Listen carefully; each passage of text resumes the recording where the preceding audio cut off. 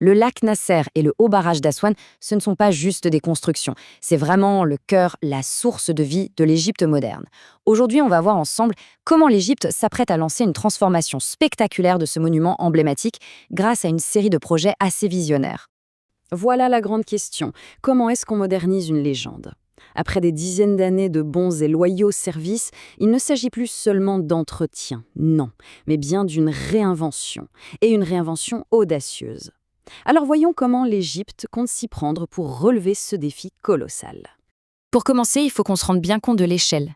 La surface du lac Nasser, c'est 5250 km². Pour vous donner une idée, c'est plus vaste que tout le département des Bouches-du-Rhône.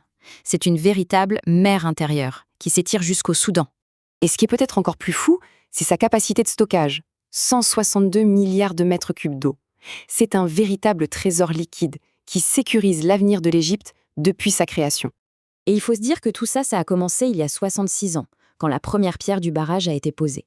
Ce chiffre, il nous rappelle pourquoi aujourd'hui, une nouvelle ère de modernisation est devenue non seulement nécessaire, mais absolument cruciale. Alors, le premier grand projet est une solution qu'on pourrait qualifier de futuriste. Elle s'attaque à deux des plus grands défis du lac en même temps, la production d'énergie et la conservation de l'eau. Et la solution, elle est vraiment maligne parce qu'elle fait d'une pierre deux coups. L'idée, c'est de construire une ferme solaire flottante gigantesque. Les panneaux vont évidemment produire de l'énergie propre, mais ce n'est pas tout. En couvrant une grande partie du lac, ils vont créer de l'ombre et donc réduire massivement l'évaporation de l'eau sous ce soleil de plomb. Évidemment, pour un projet d'une telle envergure, il faut du monde. C'est donc un partenariat public-privé qui réunit des acteurs majeurs, l'Agence égyptienne pour le développement durable, mais aussi des géants internationaux comme Masdar, Infinity Power et Hassan Alam. Et le potentiel est juste énorme. On parle d'un objectif de production qui pourrait atteindre 5000 MW d'énergie propre. Ça en ferait l'une des plus grandes centrales solaires flottantes de la planète. Rien que ça. Passons au deuxième projet, et là, on est presque dans l'alchimie moderne. Il s'agit de transformer un problème environnemental majeur, l'accumulation de limon, en une opportunité économique incroyable. Pour bien comprendre, il faut imaginer que depuis des décennies, le Nil charrie des sédiments qui se déposent au fond du lac. Résultat, le lac a perdu près d'un cinquième de sa capacité de stockage. On parle de 31 milliards de mètres cubes d'eau en moins. C'est colossal. Mais le point crucial, c'est que ce limon, ce n'est pas juste de la boue. Pas du tout. C'est une ressource extrêmement précieuse. On a plus de 140 millions de tonnes de sédiments qui sont pleins de minéraux, de nutriments, et même, selon certaines études, de traces d'or. Donc enlever ce limon, ça permet non seulement de récupérer de l'espace pour l'eau, mais aussi de prolonger la durée de vie du barrage. Ok, mais concrètement, comment on utilise cet or liquide ? Eh bien, le plan est vraiment ingénieux. D'abord, on drague le limon au fond du lac. Ensuite, on le charge sur un train spécialement conçu pour ça, le train du limon.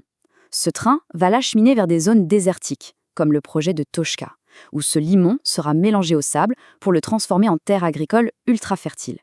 Mais ce n'est pas tout. Il n'y a pas que l'eau et l'énergie, il y a aussi la vie dans le lac.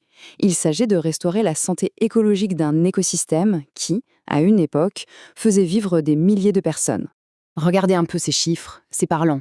Dans les années 90, le lac produisait environ 50 000 tonnes de poissons chaque année. Aujourd'hui, on est tombé à seulement 20 000 tonnes. La chute est vertigineuse et l'impact sur les communautés locales est direct. Alors, pourquoi ce déclin ? Bon, il y a plusieurs raisons. La surpêche, bien sûr, l'utilisation de filets illégaux qui ne laissent aucune chance aux jeunes poissons. Et puis, il y a un facteur, disons, un peu plus mordant, les crocodiles.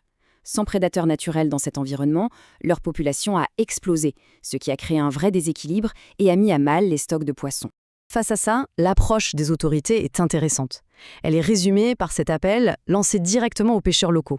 On leur demande en gros de la patience et de la coopération, le temps de mettre en place des pratiques plus durables.